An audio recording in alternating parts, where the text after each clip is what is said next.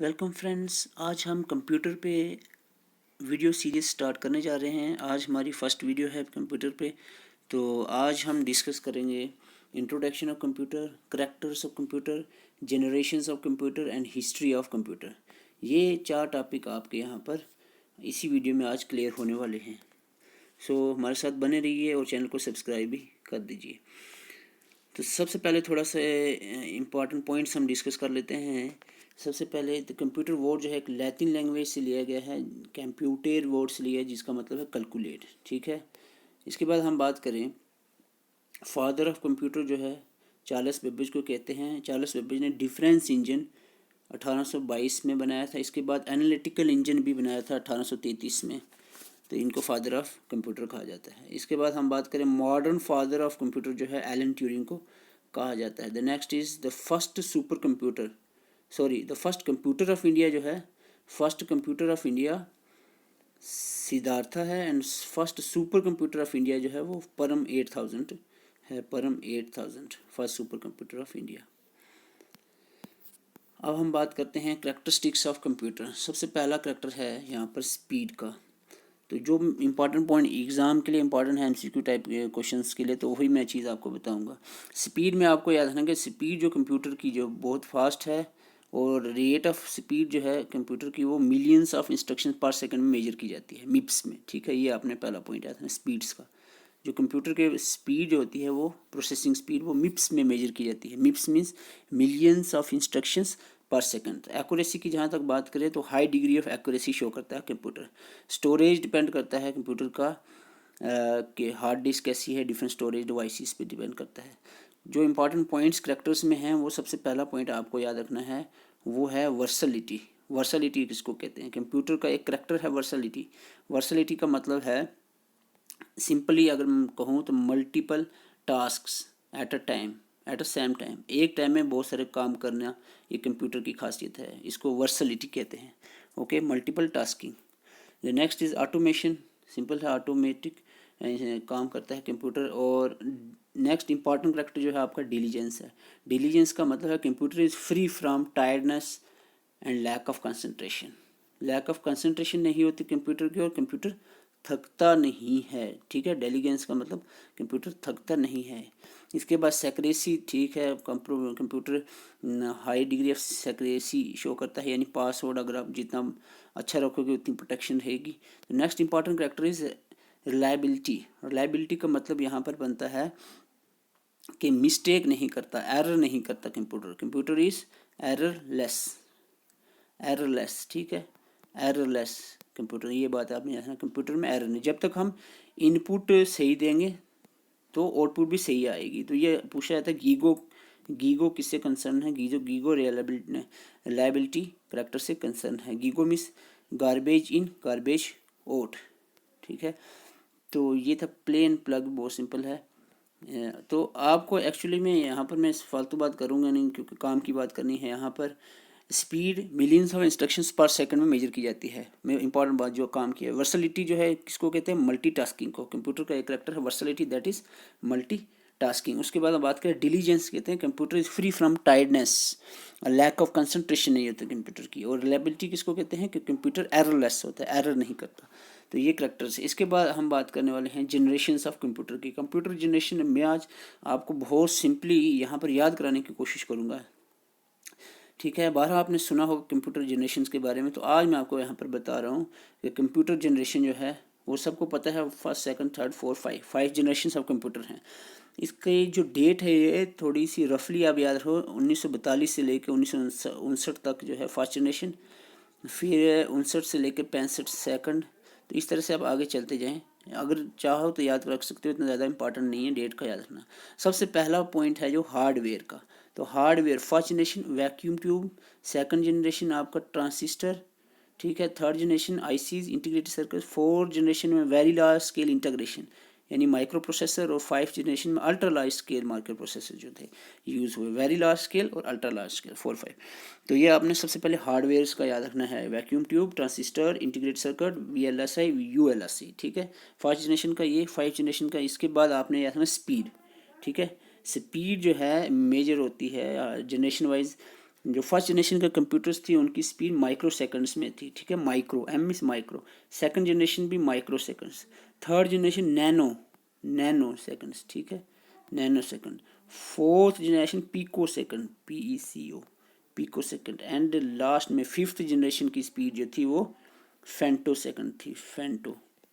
तो ये आपने याद रखना है स्पीड के बारे में, micro micro nano pico femto, micro micro nano pico femto. तो इस तरह से 5 जनरेशन की स्पीड भी आपके सामने रख दी। इसके बाद हम बात करते हैं लैंग्वेज की।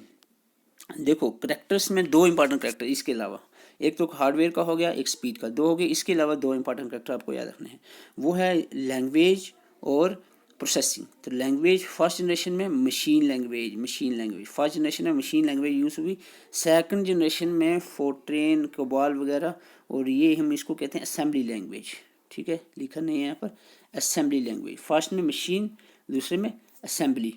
ये दोनों लो लेवल लैंग्वेजेस हैं, low level languages, low level languages हैं, ठीक है। और थर्ड, फर्स्ट में कौन सी, मशीन, सेकंड में असेंबली, थर्ड में हमारी फर्स्ट मशीन, सेकंड असेंबली, और थर्ड में जो हमारी लैंग्वेजेस यूज़ हुए हैं पास्कल, एल्गोल, ये बेसिक वगैरह, थोड़ी एडवांस लेवल की। तो ये इसको हम कहते हैं, यहाँ से हाई लेवल लैंग्वेजेस स्टार्ट होगी थी थर्ड जनरेशन से, जिसमें सबसे पहले पास्कल, बेसिक, एल्गोरिथम यूज़ हुई। उसके बाद फोर्थ जनरेशन में पूछा था C प्लस कब यूज़ हुए, तो फोर्थ जनरेशन में C plus dot D base जो है लैंग्वेजेस यूज हुई। फाइव जनरेशन में C प्लस के साथ साथ जावा नेट भी आगे। तो ये इंपॉर्टेंट पॉइंट है लैंग्वेजेस के लिए, ठीक है।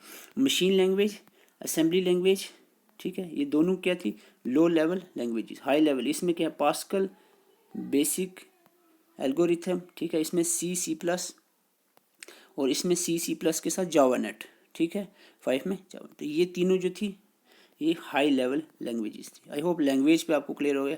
इसके बाद प्रोसेसिंग की बात करें तो फर्स्ट में सिंपल प्रोसेसिंग थी, सेकंड में आपका आ जाता है बैच प्रोसेसिंग। पूछा था बैच प्रोसेसिंग कौन सी जनरेशन स्टार्ट हुई, सेकंड से बैच प्रोसेसिंग, काम जो है बैचेज में कंप्यूटर करने लग गया।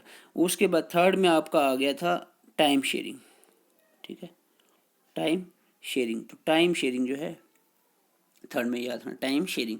और फोर्थ में क्या था, टाइम शेयरिंग, उसके plus graphic user interface, time sharing with graphic, real time sharing, RTS, real time sharing plus graphic user interface.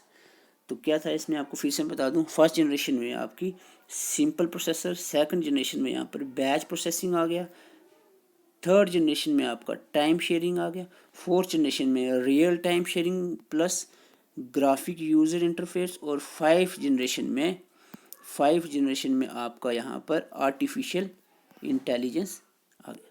तो ये आपने याद रखना है, ठीक है। इसके बाद हम बात करें, इसके अलावा आपकी एक और पॉइंट आप याद रख सकते हो, वो है इसका अपना मेमोरी का। तो इसमें था मैग्नेटिक ड्रम्स, इसमें मैग्नेटिक टेप्स, और इसके बाद जो है अलग अलग तरह की मेमोरी सिस्टम आ गया था। तो यहाँ पर ये दो पॉइंट यहाँ पर याद रखने की ज़रूरत है। मैग्नेटिक ड्रम सबसे पहले मेमोरी यूज़ हुई थी। उसके बाद लास्ट पॉइंट है एग्जांपल्स का। तो फर्स्ट जनरेशन के कंप्यूटर कौन कौन से हैं, ये जो कंप्यूटर्स हैं, जो फर्स्ट डिजिटल कंप्यूटर, इनिएक वगैरह, यूनिएक, एडवेक, एडसेक, IBM 701, तो ये चार आपको याद रखना खास करके, इनिएक, यूनिएक, एडवेक, एडसेक, ठीक है।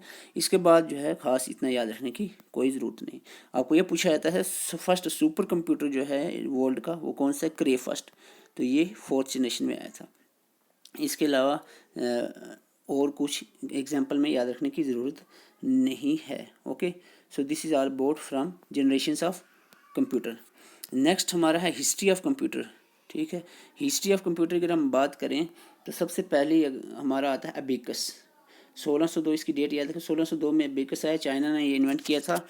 इसके बारे में दो ही पॉइंट आए थे। सबसे पहले कि first mechanical calculating device, it's not computer, it's a calculating device. और दूसरा पॉइंट है कि use for addition and subtraction, plus minus only, सिर्फ प्लस माइनस करने की ये डिवाइस बनाई गई थी। अब आता है नेपियर्स बोन। नेपियर बोन्स का 1617 नेपियर बोन ने ये नेपियर्स बोन बनाया था। ये इसका आपने याद रखना है एक ही पॉइंट कि जो टेक्नोलॉजी इसमें यूज़ हुई थी वो थी रेप्डोलोगिया, ठीक है। इसके बाद पास्कलाइन की बात करें तो ब्लेस पास्कल ने ये पास्कलाइन बनाया था मशीन। तो अब इसके बाद डेट उतनी ज़्यादा ज़रूरी नहीं है। पास्कलाइन किसने बनाया, ब्लेस पास्कल ने। और इसका एक पॉइंट है that is Pascaline is also known as adding machine, इसको एडिंग मशीन भी कहा जाता है पर्सकलाइन को, ठीक है।